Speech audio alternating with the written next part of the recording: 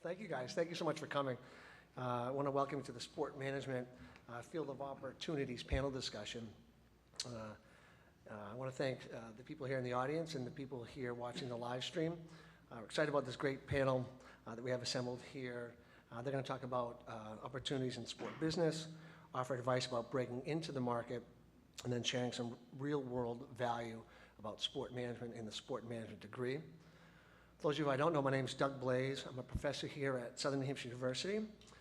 In just a moment, I'll have the panel introduce themselves and tell you a little bit about what they do. So we have current students here in the audience, current students on the live stream, along with some potential students who are looking to explore Southern New Hampshire University and what we have for opportunities in the field of sport management. So real quickly, we offer a number of different degrees that someone looking to come for an online degree especially, and here on the campus. So we have a Bachelor of Science in Sport Management, also in Business Studies in Sport Management. We have a number of master's degrees, so MS in Sport Management, degree, MS in Sport Management with a certificate in Athletic Administration, and then MBAs with concentrations in Athletic Administration, Sport Management, and also our international MBAs with certificates in Athletic Administration and Sport Management. We've had a number of interns that have come through both the College of Continuing Education and undergrad. I'll just give a few of those. Of course, for our local fans here, we've had interns with all the 5 major teams, the Red Sox, Patriots, Bruins, Celtics, Revolution. Sporting goods and manufacturing, Reebok, Nike, Converse, Puma.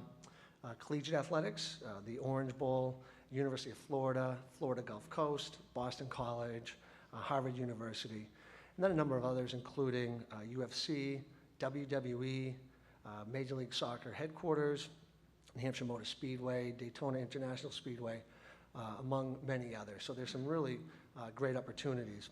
So I'll just turn it right over and ask each panelist to introduce themselves and an overview of what they do in their organization. So we'll start with John. It's wonderful to be back here. I am the elder statesman, I think, of the group. I graduated from New Hampshire College at the time in 1990. And since then, I spent the last 25, 26 years now in the sports industry, pretty much broken down into thirds. I spent about a third of it on the agency side, working for a number of sports marketing companies, including Octagon. I then jumped ship, and I spent about 8 years on the team side. I ran 2 teams in Major League Soccer, the Metro Stars, they're now the Red Bulls. And then more recently, I was the president and CEO of the Chicago Fire in MLS. And then I jumped ship again, and I started my own agency that we've been running now for about 8 years, Gilt Edge Soccer Marketing. So we'll talk more about this as we go through the day, but I'm the founder and president of GESM, Gilt Edge Soccer Marketing. We are an integrated marketing services agency solely focused on helping brands connect with soccer consumers in the U.S. That's my story. Greg? Yeah, as John said, thanks everybody for coming out, everybody that's online. My name is Greg Goslin. I'm the Director of Membership Services for the Washington Capitals. It's an NHL team, obviously in Washington, D.C. I am an online master's graduate in 2011 with the sport management program.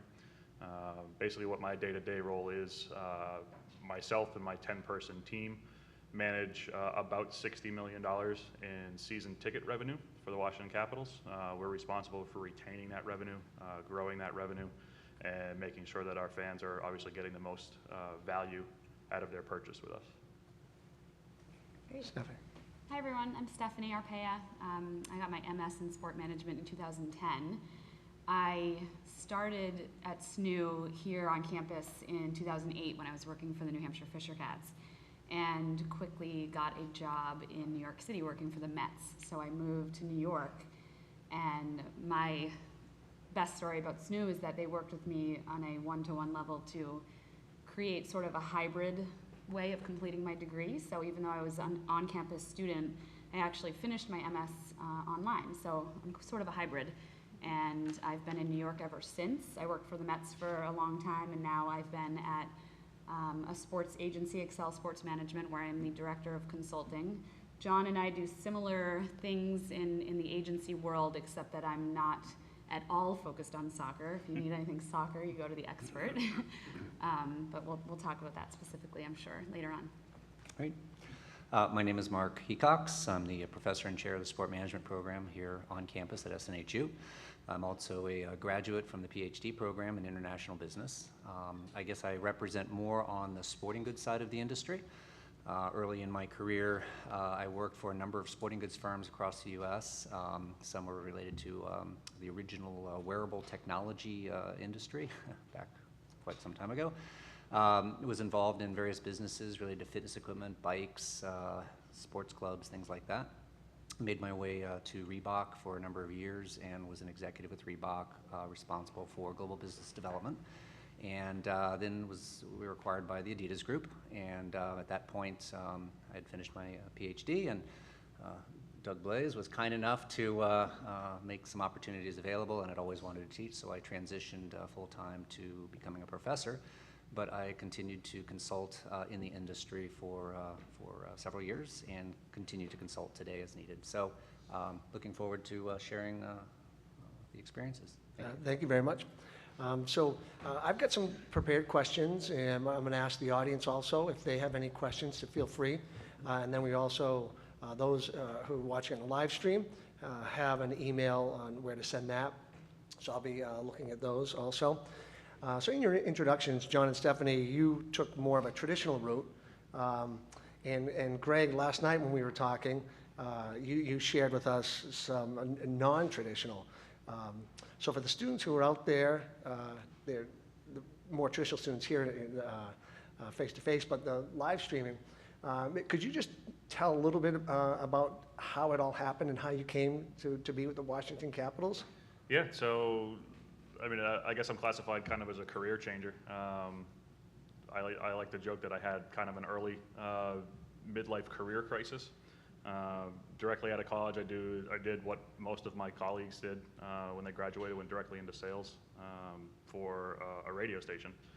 And, you know, eventually moved out of that, moved to rent a car company, worked at a Logan Airport for a while, got promoted to run an airport in Naples, Florida, and basically decided that, you know, working retail and doing that kind of thing was not what I wanted to do anymore. I had a passion for sports, but it wasn't really on the player personnel side. You know, I played sports in high school and college. Had an opportunity when I met a gentleman by the name of Del Wilbur, who's now a very close friend and good mentor of mine. And he basically got me in front of, you know, a number of owners in the DC area. I did a lot of the legwork in terms of meeting face-to-face and, you know, separating myself from everybody else that was applying for sports jobs, which is probably the hardest part of this industry, is getting in front of the right people at the right time. And, you know, happened to impress some people when the Washington Capitals and the Washington Wizards merged to become Monumental Sports. And was pretty much asked how fast I can move from Florida to DC to take the job. It's not, you know, as direct as I think a lot of people do. And if you're going into an undergrad in sport management and taking that kind of route, it was kind of just a career shift for me. But a leap of faith. Yeah, right? it definitely was. Yeah, it was 18 months of hard work and talking to people and doing the online program and making sure I was in the right place at the right time to be in front of the right people. And then Stephanie, building on that, how would you say your degrees helped you get to the position that you're at now? I think you know, a lot of it is about meeting people and getting to know people that are either already in the industry or like Greg, trying to break into the industry. I think you kind of alluded to one of the hardest things about breaking into the sports industry is getting in front of that right person. And so I would say internships is the key. Any internship that you can get your hands on any part of the business, if it's in the industry you want to be in, is the best way to go about it. And so by doing that, you meet people, and then you've got names and emails and contacts when you are trying to get the job and trying to get any job. And that I think for me was the best way to meet everyone that I know today. And part of that came through SNU, you know, being local in this area and the relationship that you guys have with a lot of the local teams, including the Fisher Cats. was really helpful, just meeting anyone I could meet. Yeah, it's good, it's good advice. And John, again, yours is more traditional. Advice to the 18 to 21-year-olds here in the audience, or some people who might be doing a career change. What advice would you give those individuals? Yeah, I think my story is a little bit of a combination of what you just heard from these folks. 1990, I left my undergrad, and I knew what I wanted to do. One of the things that I would say, if I look back in my career, I've always been very fortunate to actually have a very clear vision of what I was trying to do in my career and what were the goals that I needed to set and how I was going to focus on accomplishing those goals to create that vision. So when I came out in 1990, I knew that I wanted to work in and around the 1994 World Cup, which was here in the United States, for those of you that don't remember that. In 1990, 4 years out from the World Cup, there really were no jobs. There were a few people that were beginning to work on it, but there really was no infrastructure built out at that time. So my question was, okay, that's my goal, that's my vision. What's the bridge, what's the gap that I need to fill here that's going to take up the time, quite frankly, between now and closer to the event, but more importantly, position me as advantageously as possible to get that job, to get that opportunity working with the World Cup event. So sport management, sport marketing was in its infancy back then. There was only a handful of schools. Obviously the program didn't exist here. So I ended up going to UMass. I did my master's degree there. And to Stephanie's point, the internship coming out of that was the key catalyst for me to get on the phone and call an agency in New York City that was the marketing agency of the US Soccer Federation at that moment in time and the co-marketing partners of the World Cup. So I had narrowed my search, frankly, down to one company, and I knew that that was where my opportunity existed. So then the question was, how do I get in? So I badgered these people on the phone. One of the things that you probably won't hear us talk about too much, but I don't think you can understate its value, is luck. I happened to speak to somebody on the phone at this company who was from the neighboring town in England where I grew up. So I automatically had some platform of communication and rapport that I could build on with this guy, get a little bit of trust and opportunity. And throughout that conversation, I was able to uncover a need that they had within the organization.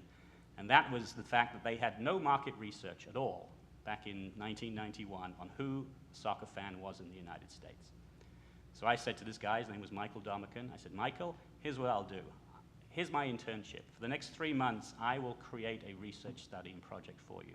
I will put it together from soup to nuts. I will go to the events, I will do intercept surveys with your fans, and I will give you and deliver to you a full and complete analysis of the American soccer fan. And that's ultimately how I got my start in the industry. So I think there's a lot of examples there. Luck, persistence, solving a need that they didn't even frankly really realize that they needed to solve. I just managed to uncover that, present it to them, and then give them a solution. So I do think those are the keys to getting into the industry. The other thing that I'll say very quickly is I do think our industry is a fraternity. So what I mean by that is, I get calls all the time from people that have all different types of degrees, undergrad, graduate degrees, in sport, outside of sport. I definitely pay attention a little bit more to people that have come through a sport management program, particularly at the grad level. But any sport management person, to me, they've got a stated interest and desire to be part of this profession. And that gives me a little bit more of a reason, I think, to pay attention to their story, to listen to what they have to say.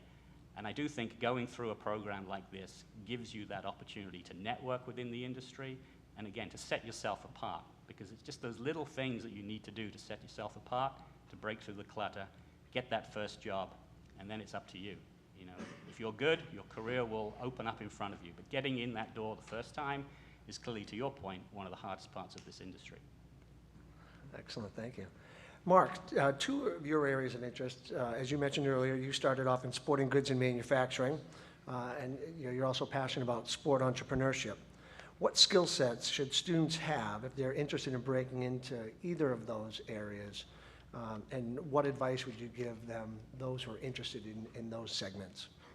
Sure. So echoing some of the comments that were previously made, I actually came into the industry kind of sideways in the sense that my undergraduate degree was in chemistry, and then I had gone back to get an MBA. And the only thing that I truly knew was that I didn't know what I wanted to do.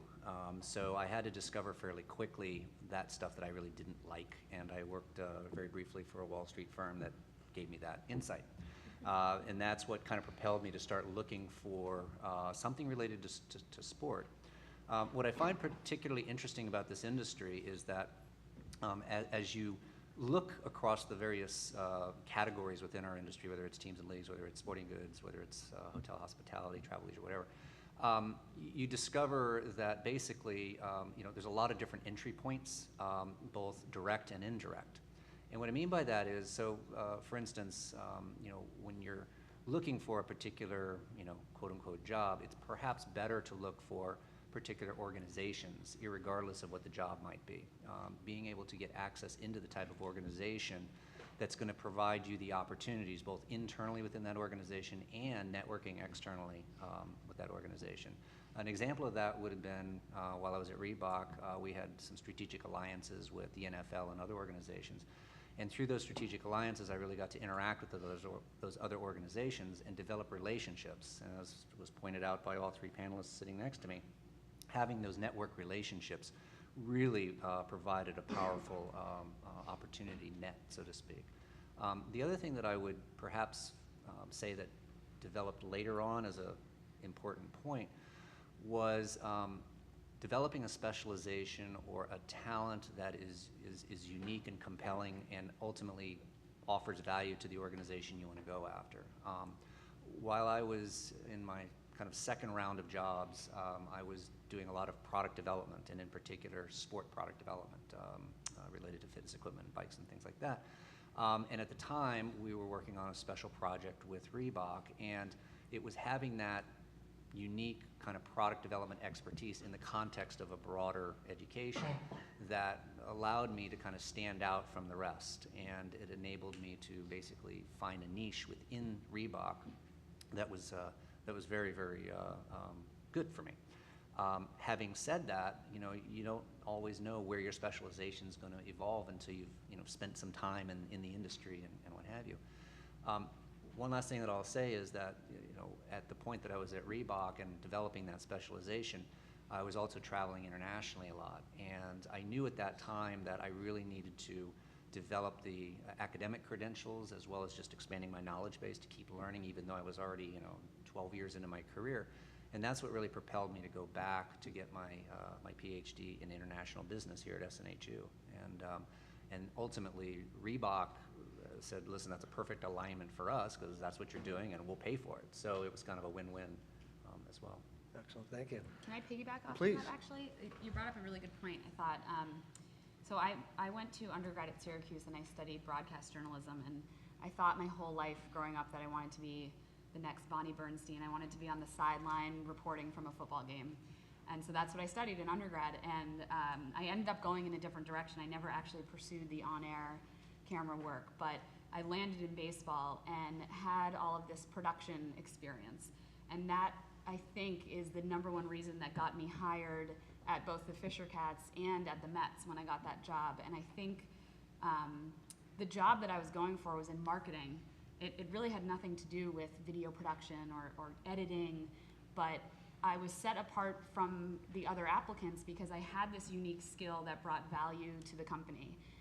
And that's something that I'm looking for every day when I'm looking at prospective interns or new hires. I'm looking for people that have some unique skill that can make what we do as a company better. And so nowadays, a lot of that is social media, right? I mean, I'm sure everyone here uses it, but there are people who are now becoming fluent in all parts of social media, and that's something that's really valuable to a consulting agency or really probably any business at this point.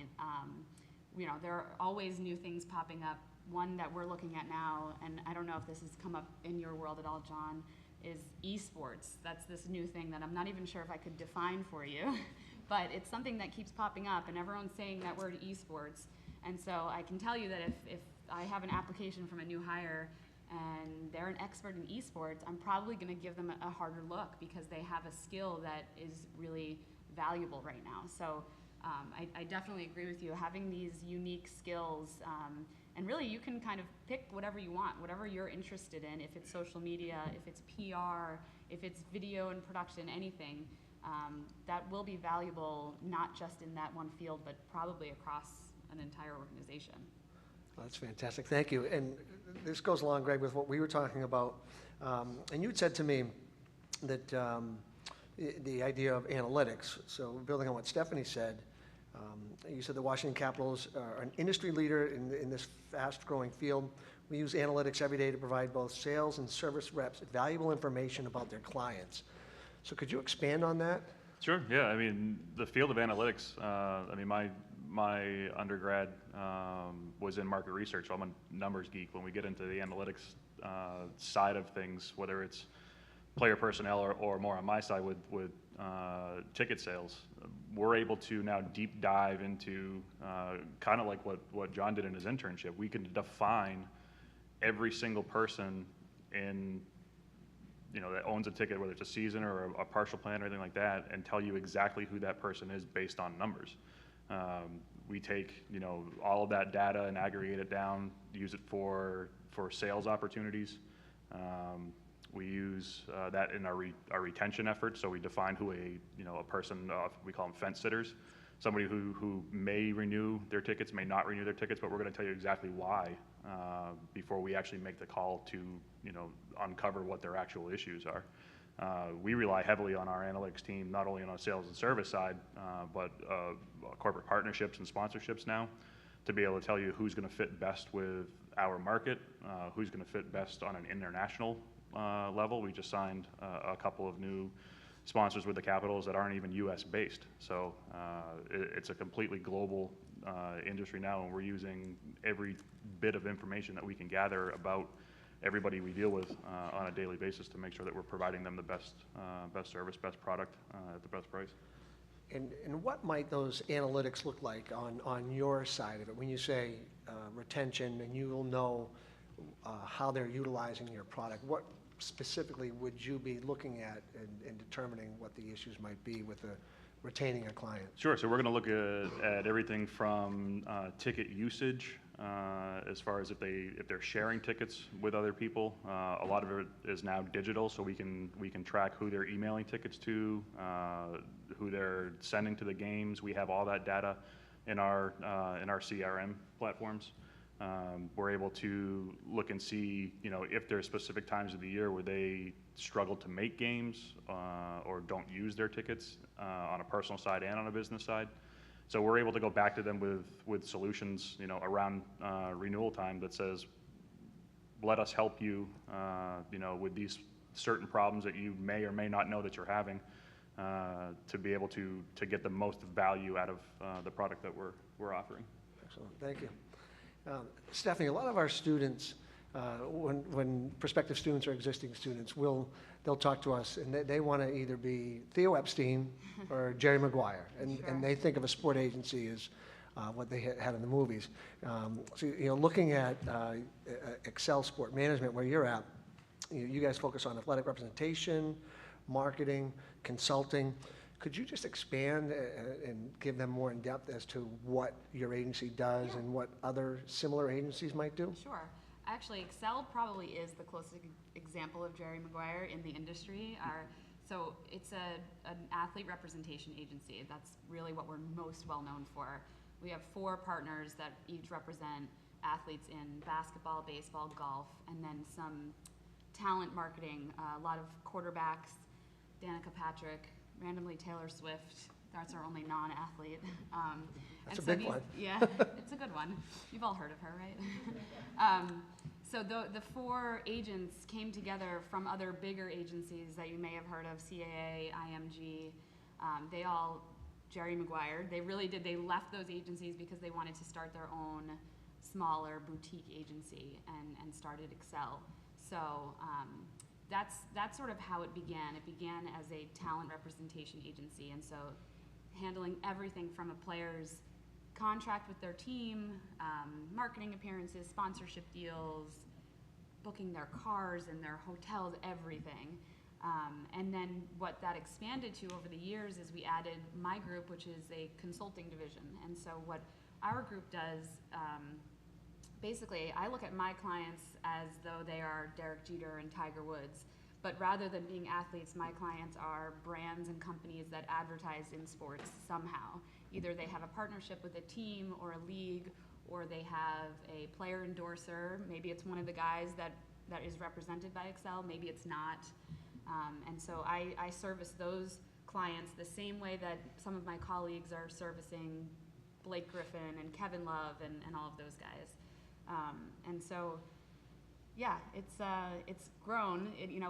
They started really small with a handful of people representing Lamar Odom. I think that was our first client, and now we're up to over 60 employees. And gosh, it has to be at least 200 athletes that we represent across all these sports. Big names like Derek Jeter, all the way down to some minor league guys that maybe I haven't even heard of. So yeah, it's a fun place. And do they have to have, the question we always get is law degree. Do I have to have a law degree to work for an agency? It's a great question. Well, definitely not. I don't have a law degree, but I also don't work on the athlete representation side. And it's interesting. Excel is made up of basically two different groups of agents. Some of them are lawyers. They went the traditional route and they did their undergrad, went to law school. I think they knew they wanted to be a sports agent, and so that was what they did.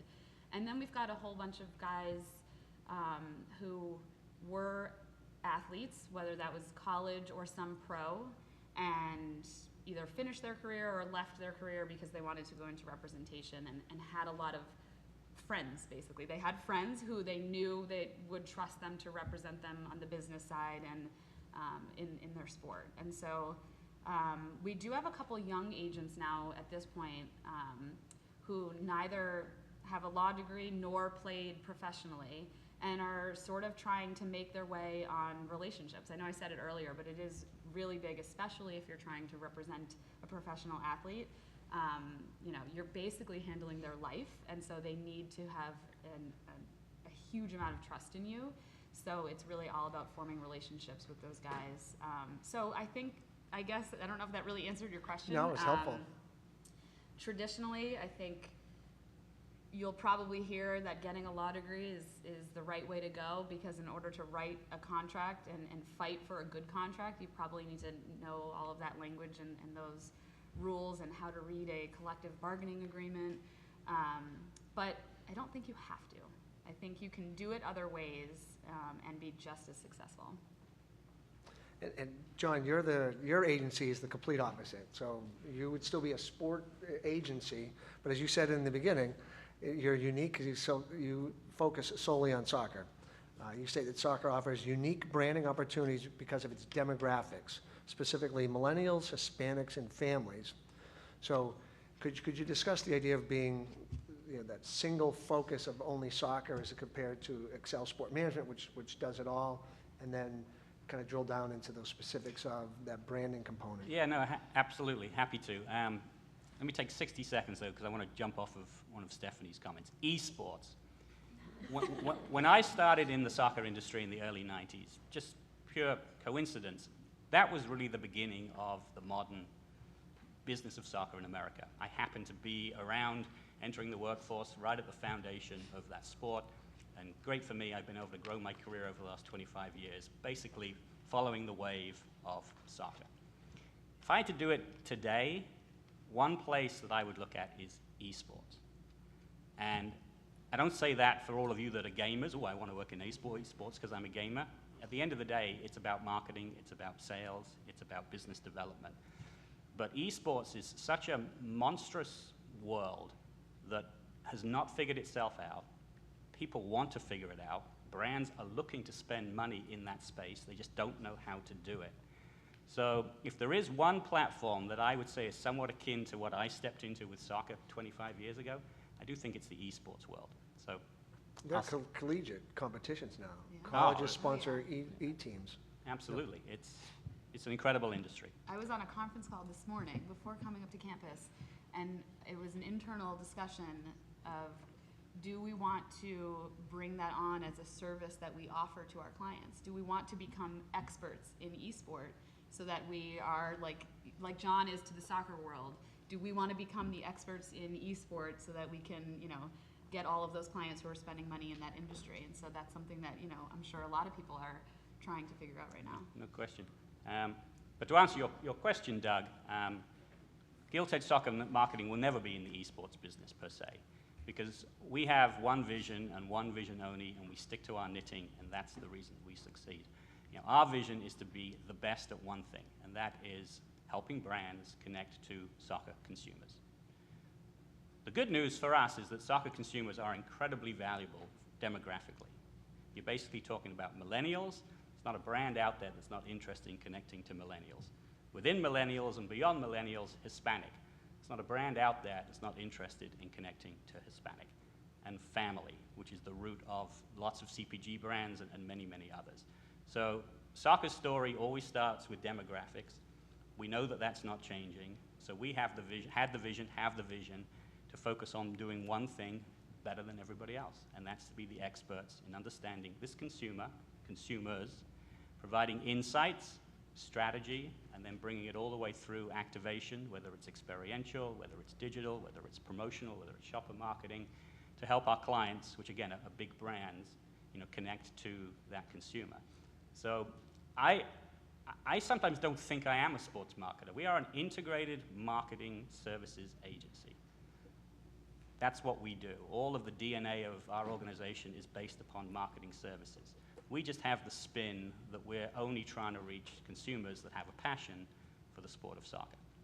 And we're still, to this day, the only company that has that outlook. There are other people playing in the soccer space. There are big sports marketing companies that have soccer offerings.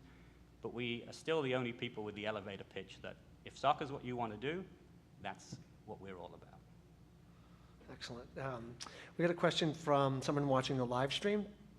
Molly is a graduate student in sport management, and she wants to know what skills are needed when applying for a job in the sports field. I've applied for many jobs and get the feedback of not enough experience. So how does one get that chance? Mark, if you want to start on the academic side. And Sure.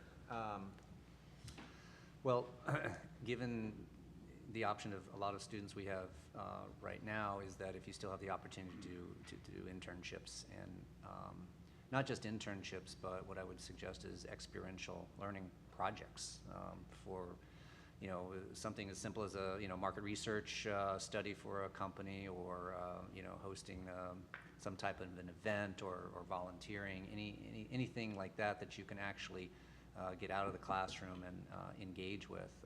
That's that's one thing. I think for students who've graduated and who are out there in the search right now, there's a lot of competition out there, and focusing on what you can differentiate yourself with. Clearly there's a lot of folks out there who have basic degrees that are solid, but really asking yourself, what is it that I can specialize in, or what is my unique talent, and really marketing your own brand with respect to what that specialization or talent or differentiation point is. Even if you think it's small, it can come across very authentically in an interview and what have you. So. And for the rest of the panel, you must get inquiries all the time. And so if Molly was here, what advice would you give her? I mean, the biggest thing is just like Stephanie and Mark said is internships. I mean, when I interview, people, whether it's game night staff or full-time positions, I'm looking for people that have a passion for what we do. So the job that they're applying for, that they're passionate about it. It's not just an entry point into sports for them. We interview a lot of people that are trying to get their foot in the door in inside sales, because I think that's the easiest way into a professional team. But it's not always the case. When we talk about analytics, or as Mark said, marketing your own brand, separate yourself from everybody else that's applying. I mean, I'm sure everybody knows what Teamwork Online is, in the thousands upon thousands of resumes that people like us probably see on a daily basis. Even something as small as separating yourself through that platform and writing a really good cover letter, something that's going to grab somebody's attention with your skill set, is going to make me look at you, a second time versus somebody else that's just like, I got my undergrad in sport management. I'm now looking for a job. I don't have any internship experience. I have, really nothing to offer you other than the fact that I have a degree. So whatever you can do to separate yourself out in a cover letter, or even like Mark said, just a tiny little thing that you think is probably insignificant, the rest of us are going to be like, perfect, that's exactly what we want. Especially, as Stephanie said, how are we going to separate ourselves to make our company focus more on esports? Do you have something that you can offer her for an esports division within her company? Something else you said stood out to me, that someone who can show that they have a passion for what the job is going to be or what they're going to be doing in that role. I would say advice for maybe what not to do is probably don't tell me that you're a huge sports fan. Yeah. I think everyone in this room is a huge sports fan. That's why we went into this industry, right? We all love sports. We love watching sports and love talking about sports. I'm looking for someone who's a really good marketer and who really knows social media, or who really knows branding or activation. I trust that you probably love sports, or you wouldn't be reaching out to me. So I think that's one thing that it's easy to make the mistake of saying, I'm a huge Yankees fan, or I'm a huge sports fan and I love going to games. I hear you, I do too, for sure. But that, I don't think is going to set you apart necessarily. Also, if I may, just Absolutely. one quick adder is that the candidates who, when I used to do a fair amount of hiring at Reebok, that I always found that stood out were the candidates that took the time to research the company they were interviewing with. And what I mean by that is, you do have to take the time to go deep, do due diligence as best you can, discover as much about the organization, and be able to convey that communication-wise during your interview or during your correspondence communication or whatever. And I think what it does is it shows a level of commitment on your part, even if you don't think you have a differentiation point. Believe it or not, that alone can really be a mover. At least I can speak, in my mind, that you took the time to do it and that you're serious about wanting to work at that place. Yeah. One piece of advice that I would share that kind of touches on a lot of the comments just made here is, you have to look, as you're starting out your career, and even when you're in your career, you have to think about yourself as a business professional, in the same way that you understand what a professional athlete is all about, right? So there's great amateur athletes, there's really great amateur athletes, but a professional has to work at his craft, her craft, every day to set themselves above and to differentiate. They've got to hone their skills. They've got to make their strengths stronger, their weaknesses less weak. Preparation is huge, right? No athlete ever takes the field without preparing for the game. They know the scouting report on the other team. They know the scouting report on the player that they're going to be facing up against. You never just go out there and wing it. So I think there's so many parallels between being a professional athlete and being a professional business person. And I think you just have to apply those. You have to think about what you're trying to do in terms of building your career through that professional lens. And the piece of tangible advice that I will give to everybody, and you can all do it tonight, you can take 30 minutes, you can go to Google, and you can search traits of successful salespeople. Now, when I say the word sales, and I didn't get too many blank stares, some people go to, oh, sales, right? It's the second-hand car salesman. All they care about is money. They'll tell me whatever they want to tell me to get the sale done. They are unscrupulous. They're not good people. You go to a negative place. But if you've been around really good salespeople, and I've had the opportunity to be around 4 or 5, they are the role models that I think you need to try and learn from. So go on Google. You're going to see all different kinds of traits. You're going to talk about organization. You're going to talk about commitment. You're going to see them talking about preparation. They are the most optimistic people. The glass is always half full. Lots and lots of traits that successful salespeople have, I think, are the vision that you should have as a business professional, and then try and model, because that will guide you forward when you're trying to get a first job, build your career, but it gives you a place to focus your skill sets and, again, ultimately advance your objectives. Excellent, thank you. At this point, I'll see if anyone, we'll pause, see if anyone in the audience has any questions. before we move forward? Dave and Aaron? There's one. All right, There's one. There's one. oh, please. It was to Stephanie. Have you found it any more difficult being a woman? Oh, that was my question? It's a I great t- question. I actually sent Doug an Stole it. email like really late last night. Yeah. And I was like, hey, you know what? I'm the only female on the panel, so, hit me. So Great question. it is a great question, but I kind of have a boring answer. Maybe I'm lucky, and maybe it's part of being in New York City, but it really hasn't made a whole lot of a difference. We are definitely still in the minority, no question. Every job I've had so far in the industry, we have been in the minority.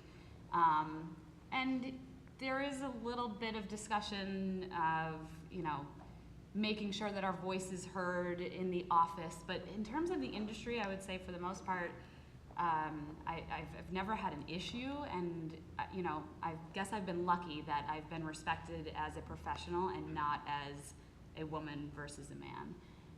So I think the opportunities are definitely there. If anything, I encourage every woman in this room to definitely go into sports. I'd love to see it balance out a little bit more.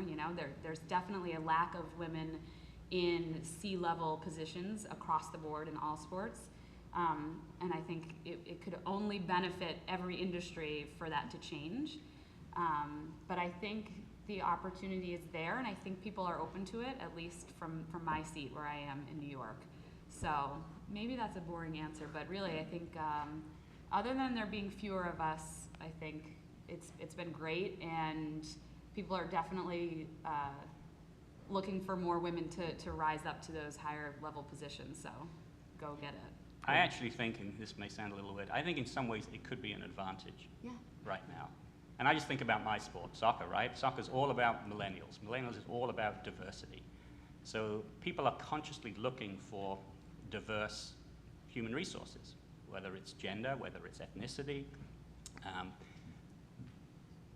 I think it's an opportunity. I mean, I think there's a chance there, again, to differentiate, right? To provide something a little bit different from all those other candidates. So I'm not going to overstate it, but I do think that there is something certainly in sports that are very much more younger focused, the opportunity where diversity is a huge benefit, and people want to hire diversity. As a father of 2 daughters, I couldn't agree more. Are there certain pitfalls of being a female that words of advice, avoid these pitfalls?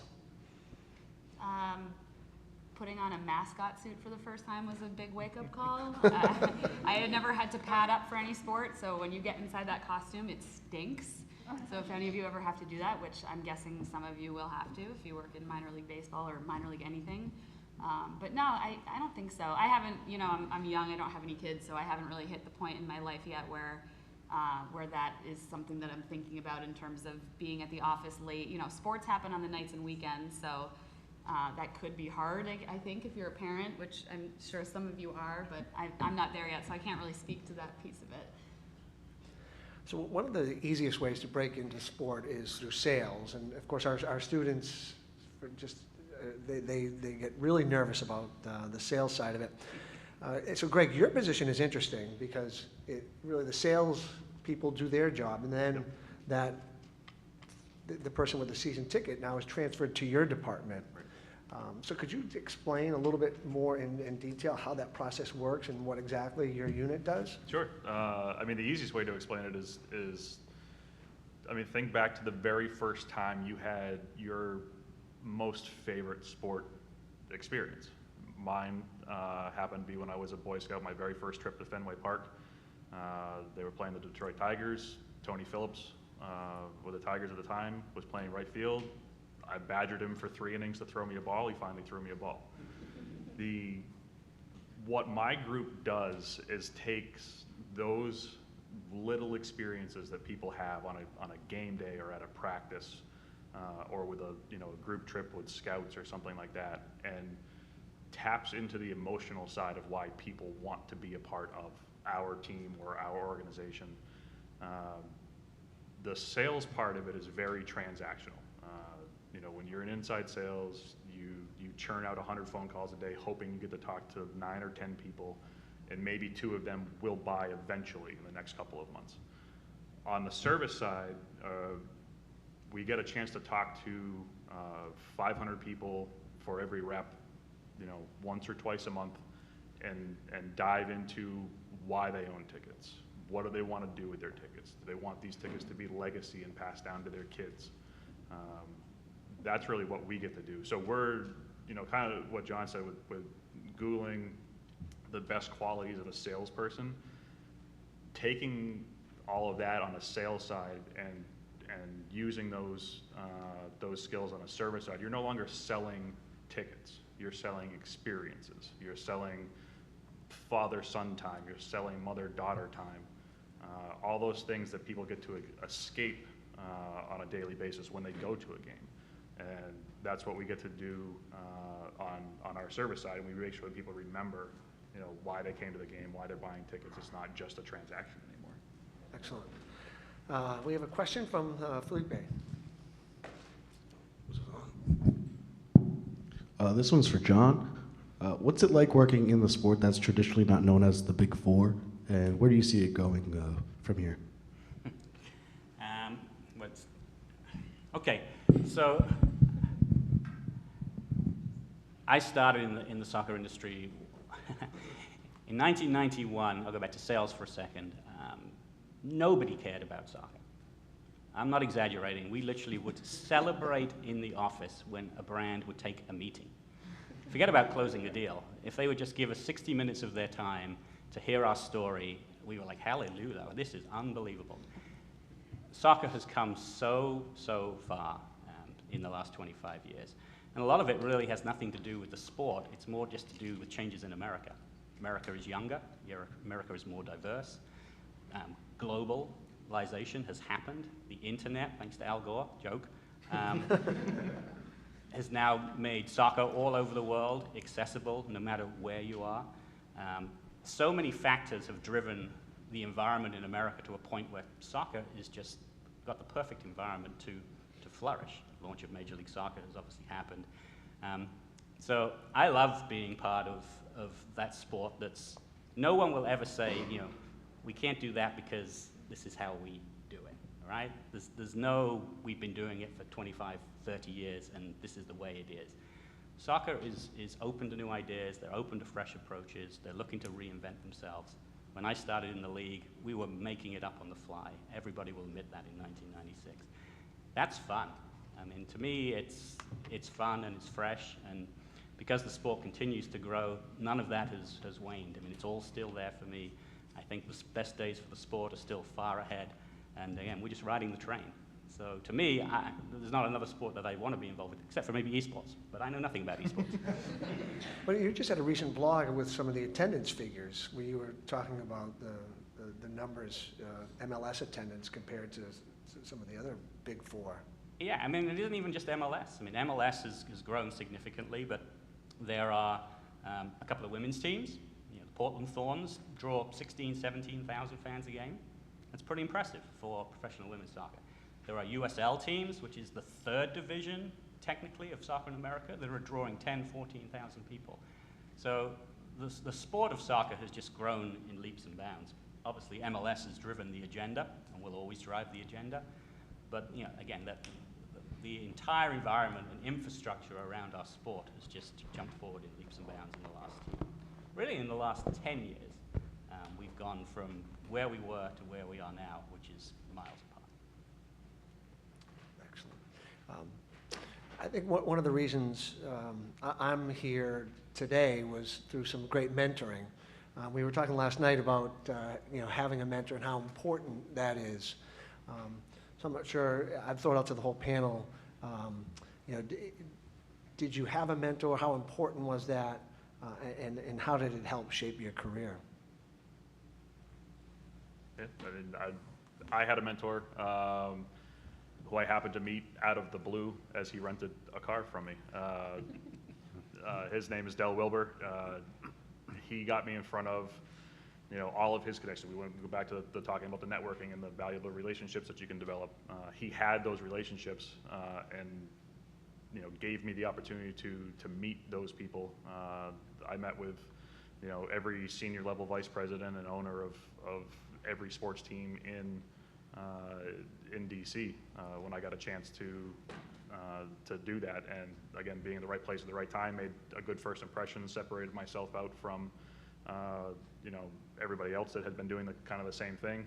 Got an internship, got hired full time 2 days after my internship was ended, and you know, went from intern to rep to manager, and now I run the department.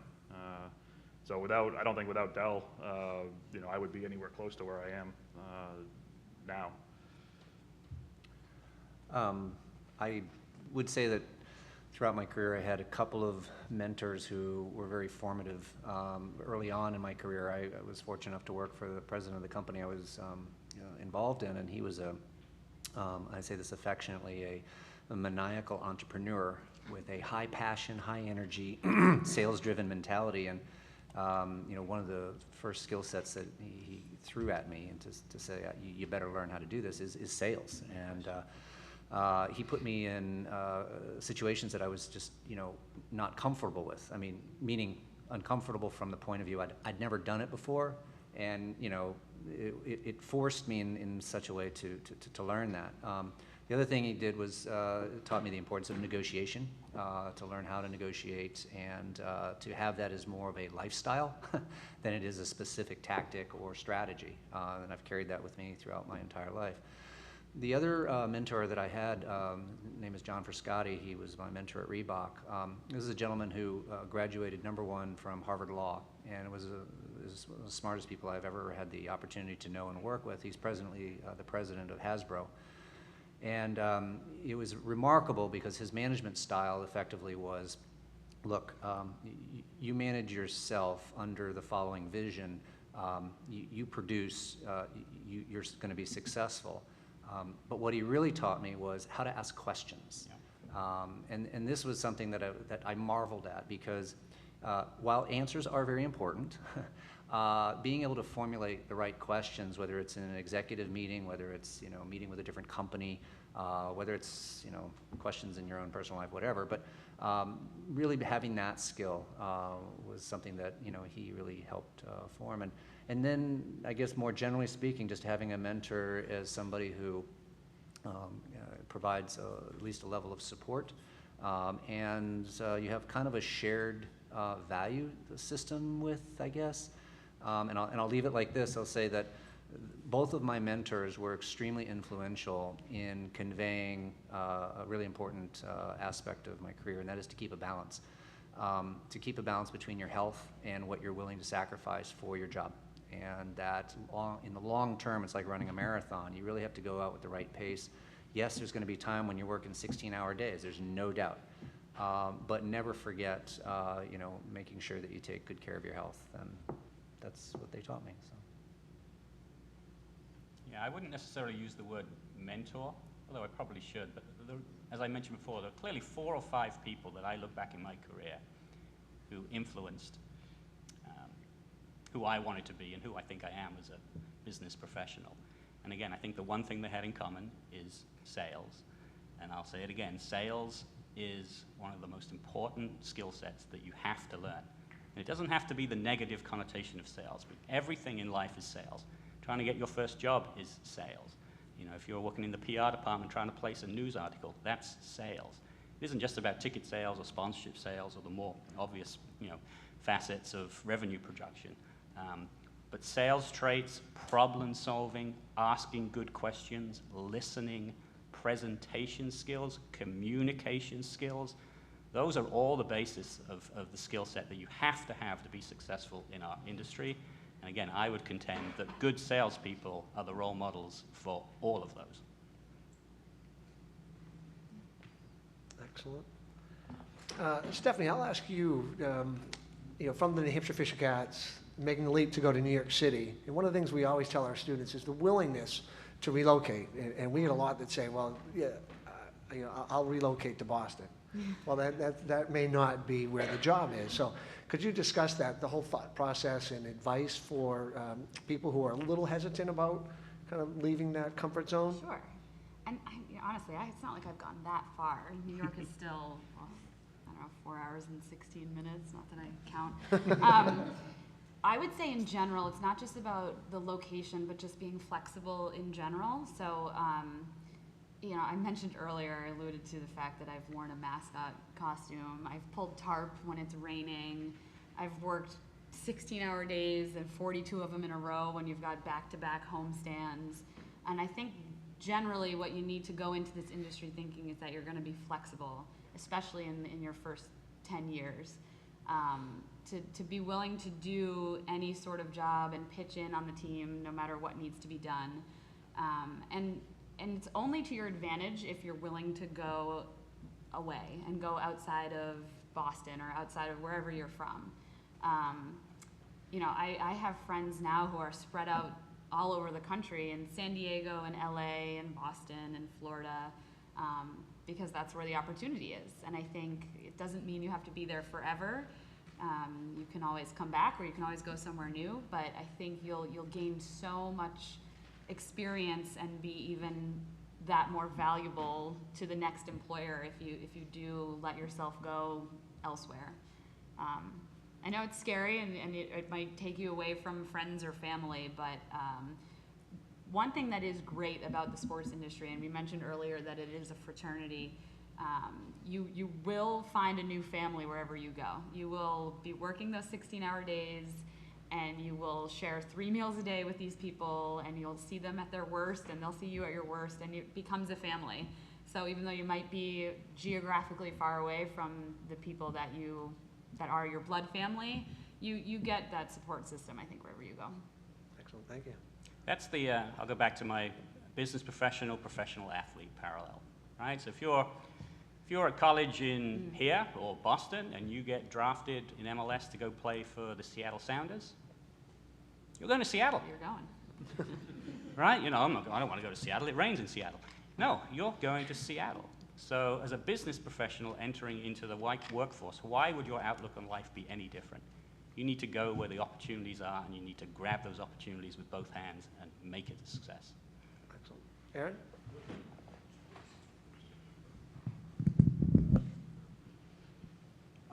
So this is a question for the whole panel. So I find myself often debating with myself that whether I should be able to go get a master's degree or just jump right into the industry right out of graduation with a bachelor's. Like, what kind of advice do you think you have for someone like me that's debating that? That's a good question. That is a good question. So I guess, I mean, I can talk about as you know, going after the master's in the vein of changing my career. Going or having the opportunity to do a master's through Southern New Hampshire online, being able to learn at my own pace. Mark was one of my professors, and probably the single best class that I had in my couple of years. In all seriousness, he let you do it at your own speed. There was never any time where he wasn't there to answer a question. So being able to use Southern New Hampshire's program to gain kind of the knowledge about sports that I didn't have, again, because I didn't do an undergrad in anything close to sports. That I think is probably the most valuable part of doing a master's. You get the experience, at least in online, you get the experience of going to class virtually with people from all over the world. I mean, I had people in Korea, in Beijing, a couple in Italy that were in my classes, and we get to learn about, you know, what sport was to them, what sport was to us. That part of it, I think, was the most invaluable piece in getting a master's. And I mean, to John's point, it shows that you're committed to wanting to jump into sport. You're not just going after a liberal arts degree of some kind and saying, I want to go work in sports. At that point, you're committed. Like, that's where you want to be. So going after a master's degree in that vein is probably a really smart idea.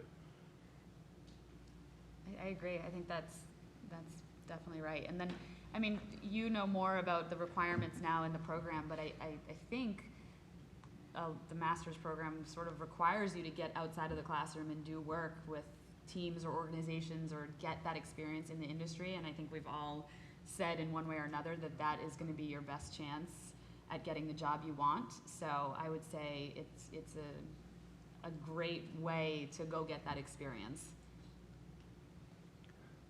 Just to add to that, obviously, everybody's situation is different in the sense of, you know, what's the right timing? What's the right financial situation? What's the right opportunity, perhaps, you know, when you come out as undergrad and you find a job, you know, will that job, you know, pay for your master's, right? A pretty big deal.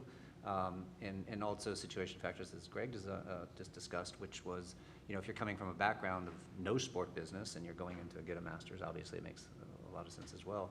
I think that the way that the master's program, as Stephanie just pointed out, is evolved to is a real combination of, you know, coursework combined with the experiential element to it.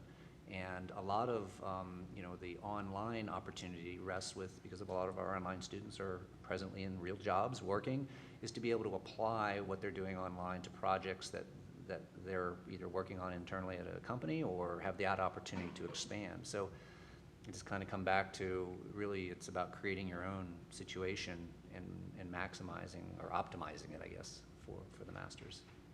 I think it's an important credential. I'm biased. Yeah. It's really Steve, important. do you have a question? So a number of our students are online and not the 18 to 22-year-old student. They're adult students. They have families. They have current jobs, but might be looking to switch careers or somehow get into the sports industry. That presents them unique challenges, like probably not being able to take an unpaid internship or things like that. What advice would you have for those students?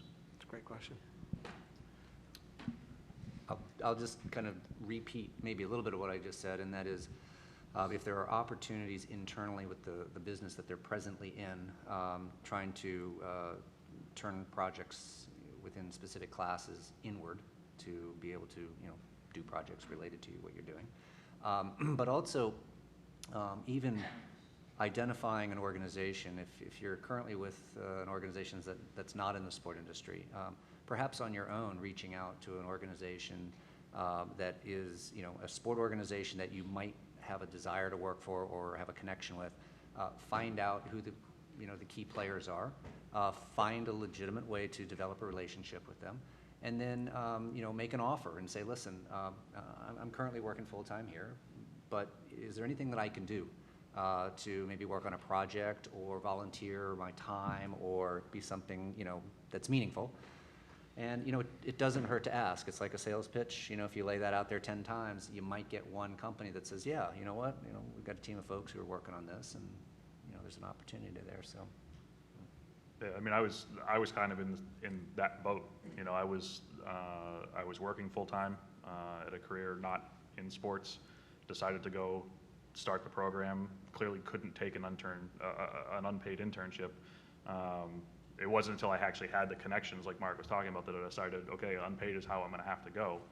But there are so many opportunities now, you know, outside of the Big Four, you know, local youth sports, little leagues, that kind of thing, where you can volunteer your time and get the experience. And it's not an internship. You're obviously not working for a major company, but you know, little league sports you can certainly help out with. I know the PGA has a giant volunteer program for people that run tournaments. I mean, they have thousands of volunteers that help out run a tournament. If you want to work 4 days, you know, on a week to help run a tournament, you can certainly do that. There are plenty of opportunities to do things outside of internships that'll get you the experience that you need. Yeah, I think a lot of it goes back to networking, right? I mean, you've just got to be an incredibly aggressive networker. And the good news is there are dozens of tools that you can take advantage of now to do that. I met Greg last night for dinner. I'm sitting having breakfast this morning, and I get a little ping on my phone. He's already sent me a LinkedIn request. He will never lose the relationship that he made at dinner last night, because he has a technology platform that he's taken advantage of to cement that relationship. You know, you should never lose a relationship in this day and age. Back when we were starting, it was hard. Now you have all the tools under the sun available to you. So take advantage of them, network hard, find ways to break through the clutter. I'm assuming you've all got great personalities and charisma. Use that to build personal rapport with people and try and open doors that way. So my question is for all of you, and it's about the importance of networking. And what are some of the tips that you can give some like young professionals, like people coming and graduating from college? on how to network effectively and make sure you get the most out of your networking opportunity, because some of them don't come up as often as they should. And that'll, let me just add, we just got an online question that dovetails with what Dave just said. This is from Heather. I'm a 27-year-old online student with SNHU, currently getting my undergrad in sport management. What advice do you have for me graduating next year and looking for a job? So along that and the networking question.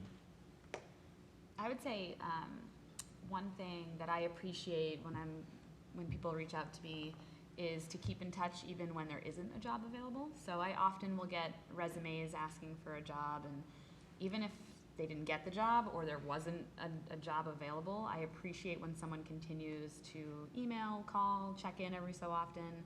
I highly recommend doing that and just keeping in touch. You know, if you're in town, ask to grab coffee. If you see something about their company in the news, reach out and say, hey, just saw you guys launched this. How's it going? Congrats, something. Just to keep that thread of communication alive, even if there isn't a specific job you're going for, and just so that they remember your name. That's something that I appreciate when people do. Yeah, it's all about relationship building. You know, that's all networking really is. If you're developing a relationship, if you have a connection with somebody and you can continue that connection, you know, over email or over phone, you're going to stand out when that next job opportunity opens.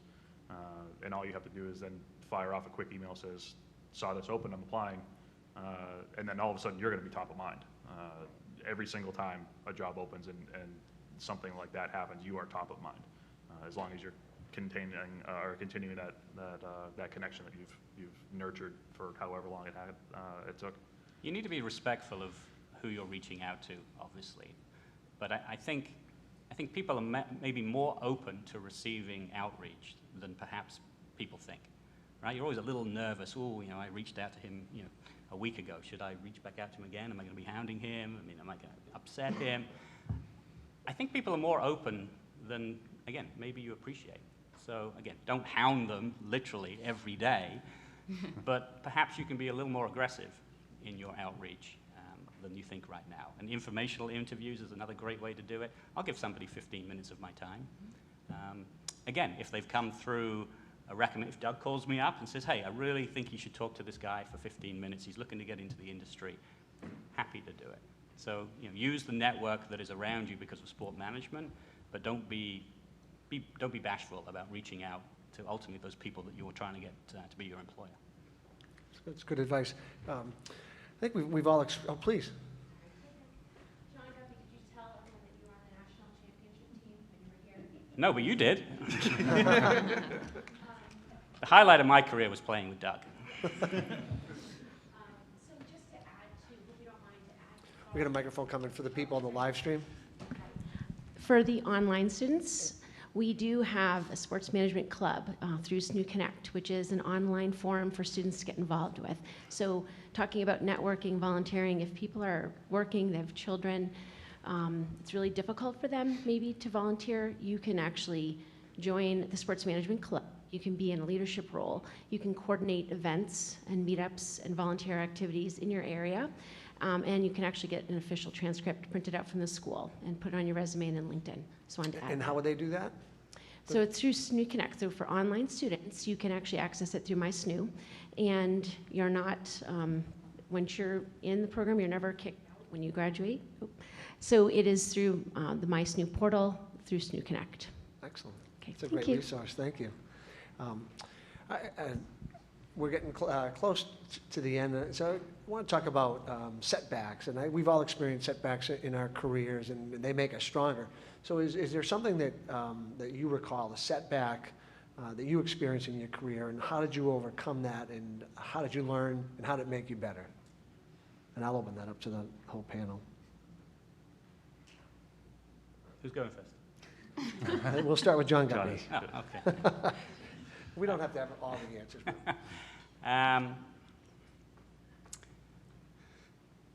So I started Gilt Edge Soccer Marketing in 2008. Something else happened in 2008. The world fell apart. So I knew it was a difficult time to be starting a new agency, let alone being successful in an existing business. I thought I had a lot of good ideas. I thought I had a lot of good friends in the industry. I still to this day think both of those things are true. But it's very hard to get people to give you the time of day, to ultimately listen to what you had to say, and then most importantly, to act on those good ideas. It was extraordinarily hard, harder than I thought. And I look back on it, and maybe I blame some of it on the climate at the time, but I even think if that had not been the case, it's a challenge. And I heard a quote at the same time. I'll see if I can get this the right way around, because sometimes I do it the wrong way. But basically the quote is, "It's not my job to listen. It's your job to make me hear." And I actually don't like that quote. I don't live my life by the sentiment of that, but I get it. I understand what that quote means. And I remember it because it always reminds me that it's hard to break through. It's hard to get your story heard, but you can't ever give up. You know, only 10% of salespeople follow up 3 or more times. Most salespeople will make an outreach, a follow-up, and they're out. You need to reach out to people multiple times. You can never get down. You've always got to be optimistic. You've always got to keep a positive outlook. And ultimately, for our agency, we managed to turn some of those good ideas into business opportunities. The first pillar fell, the next pillar fell, and we were able to build a very successful agency. So I always remember that early 12 months, first 12 months of our agency, and I remember that quote, and I'll carry that with me moving forward, because I do think that that's kind of a telling insight. I mean, I guess as far as trying to overcome things, I'm still relatively, I guess, young in this industry. But I think we, at least my group, on a season-by-season basis, have new challenges every year, whether it's technology changes, you know, people's attitudes towards our product, whether it's on the court or on the ice. You know, things that we think are in the best interest of our clients. People don't always agree with it. You know, you're always going to run into a situation like we did this year, where we decided that the best practices in the future of ticketing is all going to be digital. Nobody's going to be carrying around a paper ticket anymore. And we had to overcome a bunch of objections to people that either collect tickets or businesses use them in different ways, so they need paper. You know, it's different than, I guess, trying to overcome personal things, but we deal with it all the time. You know, different objections for people as why they do or don't want to keep their tickets. It's an ever-evolving landscape. You know, we have a lot of people that think our owner at Monumental is focused on one team versus another team, or like you just made an announcement today that we're purchasing a second Arena Football League team, so now we have 2. You know, is the focus on expanding Arena League, or focus on Capitals, or Wizards, or esports, which we happen to have? It's to be able to tell people we're focused on you and your needs, and to have them believe us is probably the biggest challenge we face every day. I have a very specific example, if you still want it. Please. When I first moved to New York to work for the Mets, it was the end of the 2008 season. I don't know if anyone here is a big baseball fan, but the Mets were really bad, like really bad. 2006, 7, well not 2006, but 7, 8, 9, 10, really up until last year, they were really bad. And that was when I started working for their marketing department. So not a great spot to be in, because you can't convince people to buy a ticket when your team is really bad. It's so hard, I'm sure you know. When the team is bad, it's really hard. When the team is really good, the marketers look like geniuses. But I was there when it was really bad, and we opened Citi Field in 2009, and the team was horrible, and people were pissed. They were just not happy. Ticket sales were not great. It was suddenly so expensive because it was this new building. And at the end of the season, we really had to sit down and be like, what do we do to get people back in this building? Because we can't control what's going on the field. We're in the marketing group. There's nothing we can do about who the third baseman is or who's batting cleanup. So what we ended up doing was we opened the Mets Hall of Fame and Museum, which was really good for New Yorkers. They love history of baseball, and we opened this museum right in Citi Field. And so that was, you know, a sort of a creative way, I guess, to get people back in the building and sort of reward the fans, the long-suffering fans who felt like they didn't want to come out to the ballpark because the product on the field was so bad. And it worked. And much to my parents' dismay, that project is what turned me into a Mets fan because I crammed all those 50 years of history into my brain over like 6 months. But that's a very specific example of a setback Excellent. project that we had to overcome. Excellent. Jen, I need to give you a shout out. So the last question before that came from Heather, and she wrote back in and said, thank you for announcing the COCE Sport Management Club, and she's the president of the club. So thank you very much. Any other questions from the audience? So at this point, I'll ask for any final thoughts to people who are watching live stream who might be career switchers, to the 18-year-old looking to break in, and everyone in between. First thing I would say is don't give up. You know, it's a long road to find the right people, to be in the right situation, you know, to have the ability to pick up and move to wherever it is the opportunity presents itself. Took me 18 months to get in to the position that I got myself into, and 6 years later, I'm, you know, obviously sitting in front of you guys. So don't give up, no matter how hard you think it's going to get, or how hard it could be at the time. There's a ton of competition to get the job that you want. Just don't think that you have to stop because you didn't get that one job. I would say definitely be adaptable to change. As you'll see within companies, within industries, things flip upside down in a matter of a day. I've been involved in a number of companies that have had, you know, everything from layoffs to great things happen. And, you know, you may be working with coworkers who one day are there and the next day they're not. And it can be very traumatic, and reorganizations and things like that happen. So the more resilience you can build into your personal self, your life, and the more resilience you can build into your thinking, I think will help you stay afloat, so to speak. I would say my advice would be to do your research about what the opportunities are. I think there are the obvious opportunities in the sports industry, like ticket sales and marketing, being a professional athlete or being an agent, but there are so many other opportunities and so many other jobs and corners of this industry that you might not have even realized existed. So use people like us and any other contacts you might have, your professors, to find out what those opportunities are. And I agree with the sales mentality. You got to have those skills, and even if you don't want to go into a sales role, there are so many different ways you can kind of hone this passion for sports in this industry. Yeah, I agree with all those comments. I mean, I think, you know, find your passion, hone those skills, and never give up. Just be aggressive. You know, I am extraordinarily fortunate. I have not worked a day in my life, and I genuinely feel that way. And I think you can too. Find the passion, hone those skills, look at life just like a professional athlete does. You're a business professional, and good things will come. That's fantastic. Well, that's a great way to end it. And I want to thank you guys for the commitment, because we're coming from, you know, New York City, D.C., Chicago. So it really shows your commitment back to the university. And I wanted to thank Mark DeGrandpré. He was a 96 undergrad, 2000 MBA grad. He was going to be on this panel. We had a personal family issue that pulled him away. But you know, I want to thank him for his willingness to do that. And thank you guys very much. It's much appreciated. Thank you.